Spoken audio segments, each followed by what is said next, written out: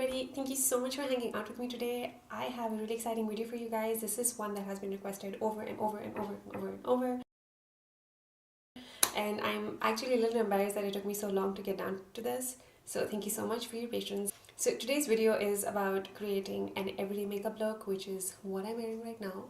And it's using products that I'm sure all of you have at home. Now this makeup look in itself doesn't take a long time. It's just because I explain things as I go, and you know I really like getting into detail, so this video is going to be a little long. Anyways, I'm going to stop talking. We're going to get into the makeup look and I hope you guys enjoy.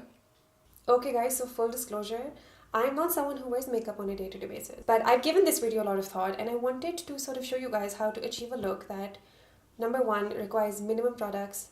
So this is essentially stuff that I'm sure all of you already have at home.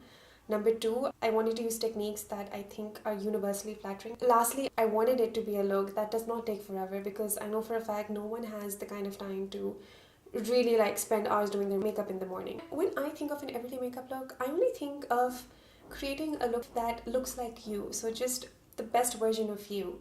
I never like it when people wear makeup that overpowers their features. I'm not saying this is a no makeup look, because I feel like that is a different category of makeup altogether, but just something that helps you look polished, something that helps you look put together, something that makes you look well rested, and that is the kind of makeup that I'm going to show you how to achieve today. So let's get started. Okay, now two things that I expect you guys to do on an everyday basis is, number one, moisturize your skin depending on the kind of skin that you have. So even if you have oily skin, you cannot get away without moisturization. People who have oily skin sometimes tend to shy away from moisturizers, thinking that it's going to help their oils come through more, even though when you are not moisturizing, you're essentially giving your skin the signal that it's dehydrated and that it's dry, even oily skin, and that leads to an overproduction of oil in people who are naturally oily. So you are actually doing the exact opposite of what you wanted to do by not moisturizing. So use a moisturizer that suits for your skin type. That is essential. If you have dry skin, then obviously for you, moisturization is a must. I, on a day-to-day basis, use my trusty Cetaphil. On top of that, I go over with a Bioderma sunscreen. The one I use is SPF 100. I've been a little lazy with my sunscreen recently, but I'm trying to get back on track, and this is something that you guys must do every single day. The thing about doing an everyday makeup routine is that you want your makeup to be extremely long wearing, but at the same time you don't want to look like you caked on too much, applied too much, or tried too hard, right? So the best way to get that fresh kind of makeup look that doesn't look like makeup sitting on your skin is to apply thin layers of product and sort of blend them into your skin seamlessly. So I already moisturized using my trusty Cetaphil, and I moisturized a few minutes before I started this video. I wanted to give this moisturizer time to really sink into my skin. Why I love this sunscreen is, first of all, it's SPF 100, so you can't go wrong with that.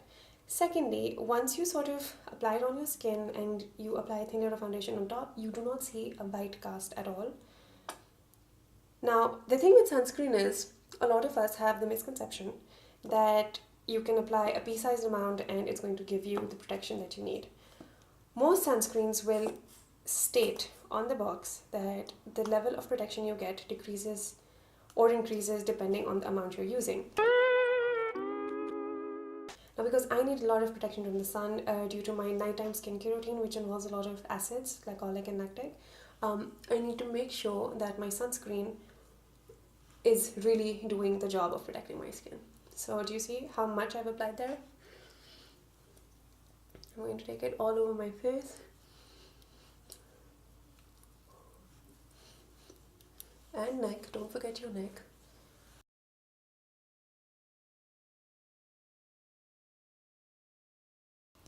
Okay you guys, now as you can see, this is my layer of sunscreen on. Now a lot of people ask me whether it's okay to mix in your sunscreen with your foundation and apply it as one product rather than two separate products, and my answer to that is no. So the whole point of putting on sunscreen is to get sun protection. And for me, the best way to get that sun protection is to apply one whole layer of sunscreen first and then apply whatever makeup you need on top, so that you're making sure that the sunscreen is covering your entire face and neck, and then you move on to the makeup. So that is just how I like to do it, and I did a little bit of research on sunscreens, and from what I read, a lot of dermatologists will also recommend you do it this way rather than mix sunscreen with your foundation.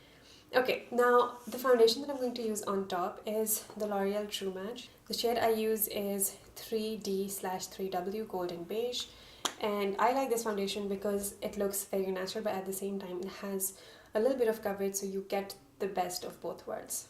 Now I'm going to take one pump on the back of my hand, and I'm going to apply this on my face using my fingers. So far you guys have seen me use beauty blenders and pro blenders and foundation blenders by different brands, but today you're going to see me apply makeup with my fingers. And the reason applying it with my fingers is because I get to really blend the foundation into my skin using my fingers. It really warms up the foundation and helps it blend in more seamlessly.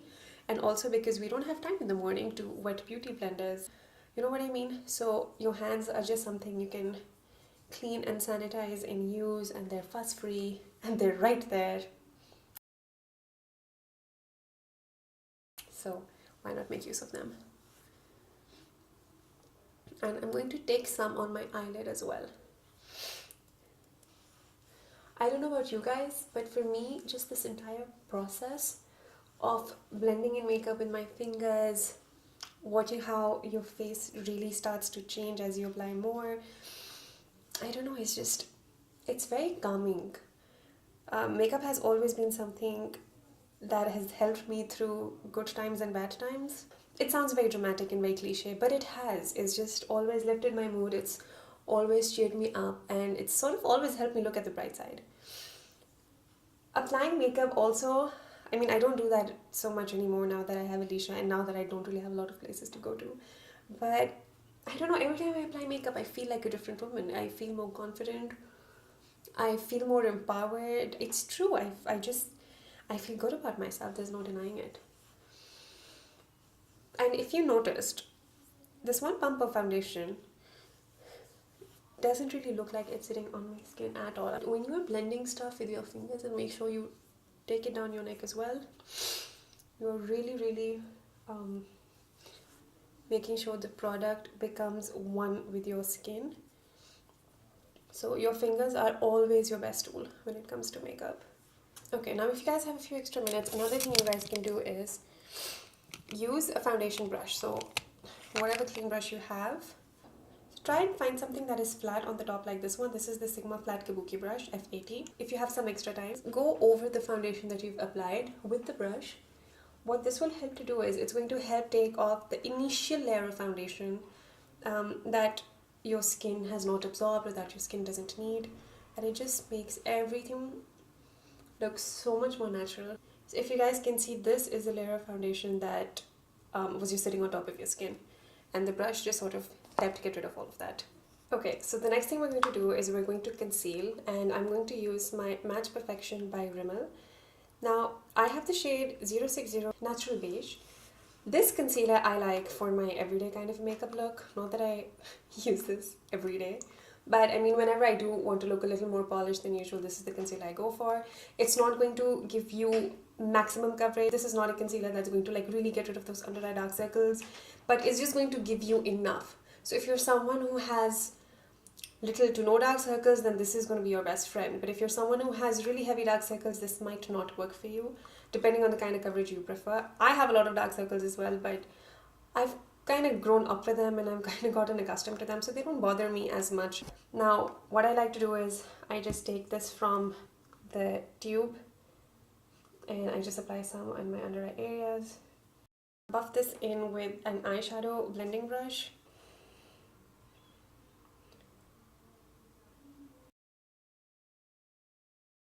You can totally do this step with your fingers as well.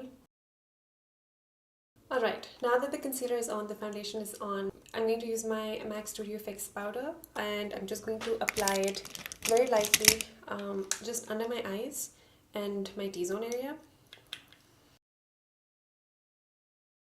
And I'm not going to dip back into the pan just because this is a very pigmented powder. You can even use it as foundation itself. The next thing I'm going to do is I'm going to use a highlighter. So this is Maybelline Master Strobing Stick. I have the shade Nude Glow 200. And what I do is I warm this up with my finger. And it's a very creamy product. I just apply it to the high points of my face and to the points that I've not powdered. This is one of the reasons why I powdered only the center of my face, because I knew I would be using a cream highlighter on the parameters. And I'm sure the camera's not even picking up on it because this is such a natural product. And I take some on my eyelid as well, so just to give my eyelids like a little sheen. This highlighter is not glittery, it's not sparkly, it just sits really naturally on the skin, and it just gives you that little bit of extra glow without it being too overpowering. The next thing I'm going to use is I'm going to be using this Lip and Cheek Stain by The Body Shop. The shade I have is Pink Hibiscus 001. I think this is the original shade they came out with. I know they've launched quite a few since then. Now, if you guys have oily skin, you guys can use a powder blush. It is entirely up to you what blush you want to use.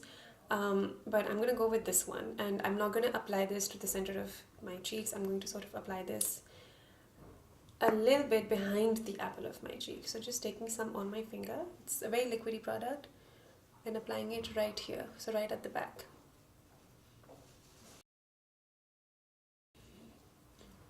So this gives you just a slight rosy tint. Now this is a product you can use on your lips as well, so just to show you how that would look.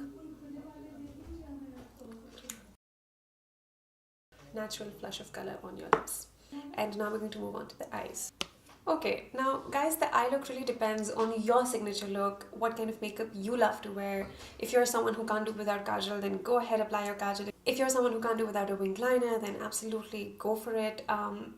I'm just going to show you the kind of makeup I would do if I were going out and I had to look a little extra polished. So I'm going to use just mainly 2 eyeshadows, maybe a third one.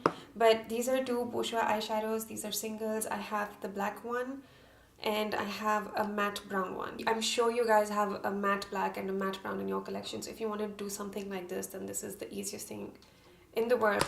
This is a generic flat brush. You can get this from any drugstore near you. These are quite easily available. And I'm just going to dip into the matte black. And what I'm going to do is I'm going to apply this as an eyeliner. Yes, you guessed it. I think it's just a much softer look when you're applying black eyeshadow as an eyeliner. And I don't know, like I feel like you can't go wrong with this. Like you can't even make mistakes with this, because if you do, you just blend it out and it looks like super smoked out and just very, very pretty nonetheless. So as on the contrary, when you're using a gel eyeliner or a cake eyeliner, whatever eyeliner you're using, you kind of have to make sure you don't muck up. So just applying this, then using a clean brush and sort of blending it out a little bit.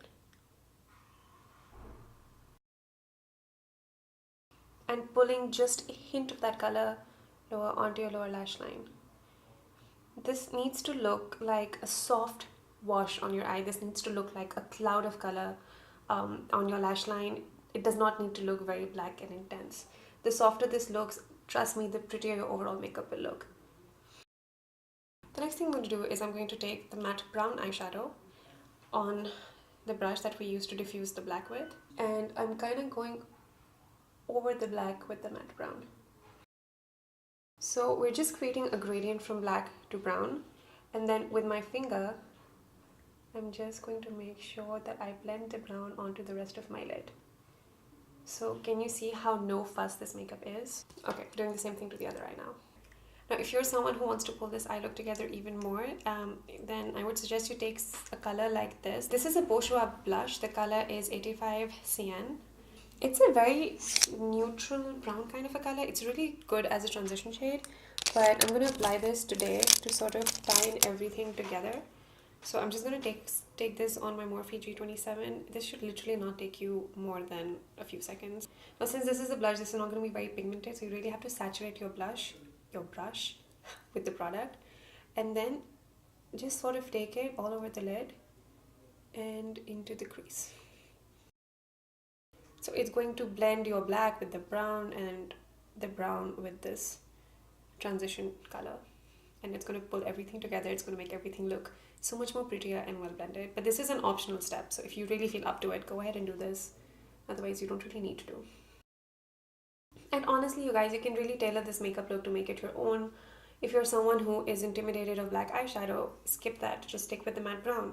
If you are someone who thinks a black eyeshadow is still not going to be as intense as an eyeliner, go ahead, use your eyeliner. Like I said, your everyday makeup look should be specific to you. It should be your signature look. It should be something people sort of know you for. I am going to apply a lipstick. That lip and cheek tint wasn't enough for my lips. I'm going to be using the ColourPop lipstick, liquid lipstick in Bumble. Now, how I use these ColourPop lipsticks is I first moisturize my lips because they can be really, really drying. So just applying the lip balm first. And I take some of the product on my finger and I dab it on the center of my lip.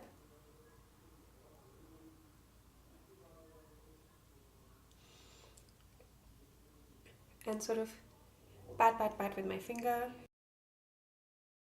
So this is one option. Another thing that you could do if you wanted to was apply a lip gloss on top. So just to show you what that would look like, this is the Maybelline Color Elixir Gloss in 725. The shade is Caramel Infused, and I'm just going to apply some of this to the center of my lip. As far as lip glosses go, this is definitely a long wearing one, and I love the formula on this. It doesn't feel tacky, it doesn't feel sticky, and it doesn't gather in these areas. You know, sometimes when you're talking and you sort of press your lips together and you open your mouth and you get those strings which look disgusting. So this gloss doesn't do that. Okay, now guys, you can take this makeup a notch up or a notch down depending on your preference. For example, I really want to highlight, and I'm going to take the Vaseem Badami Oh So Flawless highlighter. The shade I use is 151 Golden Sand, and I'm just going to take this. Now this highlighter provides a very natural highlight, so definitely one to look into, and it's also pretty inexpensive, so do check it out. And I'm just going to take this on the areas where I highlighted earlier using the Maybelline stick highlighter. And you can do the same thing with blush if you want to layer your blushes. The shade I'm going to use is number 54, Rose Frisson, and this is from Bourjois Paris. I'm using a lot of Bourjois stuff today, just realized. And I'm going to take it right over where I applied the cheek stain.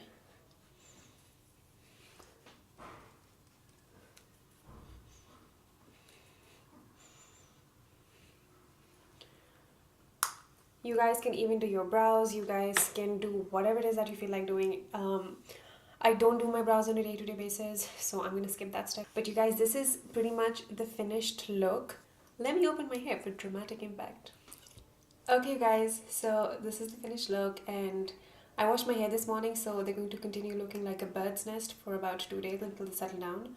But yeah, this is my version of an everyday makeup look, something that you guys can maybe tone down a little if that's your vibe and wear to university, or maybe amp up a little and wear wherever it is that you're going. And it's all about just really applying in thin layers and blending one layer into the other so as to ensure the longevity of your makeup. But overall, I think this is the kind of makeup look that would look good on everyone. Of course, you can use shades that work for you, so blush, lipstick, I mean, use colors that you are more comfortable using. Even for the eyes, for example, I don't use mascara on a day-to-day basis. Oh my god, yes, I said it. Not wearing mascara is the equivalent of makeup blasphemy. I am guilty, and I know it makes the world of a difference. It's just my lashes fall off like nobody's business when I wear mascara, so I try to avoid it, but that is just me personally. Anyway guys, so that is it for today's makeup look. I hope you guys enjoyed this, and I hope you're excited for my next video. I am also going to be doing a wear test on this makeup just to show you how well this makeup lasted and for how long. So stay tuned for that at the end of the video, and I will see you guys very soon. Okay you guys, so I've had my makeup on for a couple of hours. I did my makeup at 4:30 and it is 9 o'clock right now, and I just wanted to do a quick check-in. This is what everything is looking like right now. The lighting here is amazing, so I just thought this would be the perfect place to do this. The blushes stayed on beautifully. The only problem is my foundation is cracking just a little bit in my laugh lines, but that is to be expected. So everything is looking good so far, and I'll see if I can do another check-in. So you guys, my next video is definitely going to be a review or first impressions of some Janae Jim shade makeup. I have just purchased some pretty cool things, and I'm excited to share them with you. Okay you guys, it is 10:30 and we are heading back, and apparently there was an earthquake which we did not feel even though we were on the 4th floor in St. Taurus, and Yeah, so this is probably my last check-in. I think the makeup still looks pretty fresh, and I don't know, you guys be the judge. Do you like this? This is my kind of makeup look.